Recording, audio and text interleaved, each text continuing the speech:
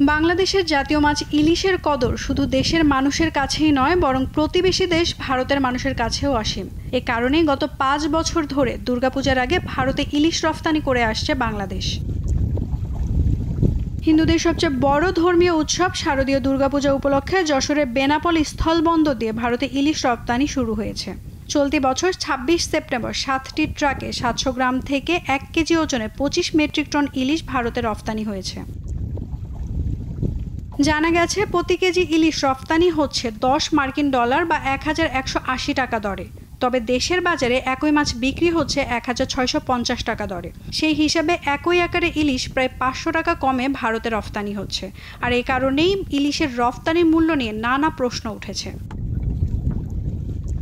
এ বিষয়ে মৎস্য অধিদপ্তরের বেনাপোল স্থলবন্দরের মৎস্য পরিদর্শন ও মান নিয়ন্ত্রণ কেন্দ্রের পরিদর্শক আসওয়াদুলের কাছে জানতে চাওয়া হলে তিনি বলেন, এই প্রশ্নের উত্তর জাতীয় রাজস্ব বোর্ডের কর্মকর্তারা দিতে পারবেন।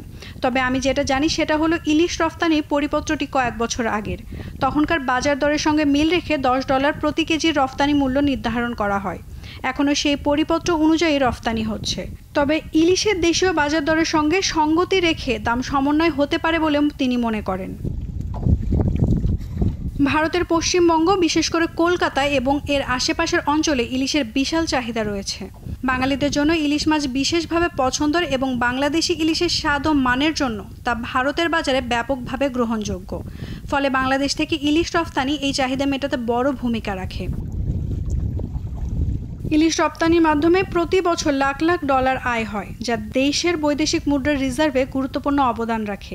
এবছর ৩,০০০ টন ইলিশ রফতানি অনুমোদন দিয়েছে সরকার। জাতীয় রাজস্ব বোর্ডের তথ্যে দেখা যায়, ২০১৯-২০ অর্থ বছরে ৪৭৬ টন বা ৪,৭৬,০০০ কেজি ইলিশ রফতানি হয়। এতে আয় হয় $৩৯.৫ লাখ।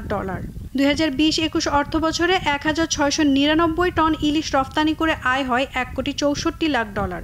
তখন প্রতি কেজি ইলিশ মাছ $10, $6 ও $8 দামে রফতানি হয়। ২০২১-২২ অর্থ বছরে ১,২৩০ টন রফতানি করে আয় হয় $১,২৪ লাখ। প্রতি কেজির রফতানি মূল্য ছিল $10। ২০২২-২৩ অর্থ বছরে ১,৩৯১ টন ইলিশ রফতানি করে আয় হয় $১,৩৮ লাখ। সর্বশেষ ২০২৩-২৪ অর্থ বছরে ৮০২ টন ইলিশ রফতানির মাধ্যমে বাংলাদেশে আয় হয়েছে $৮০ লাখ। নাওমিন Nasrin, Daily Sun.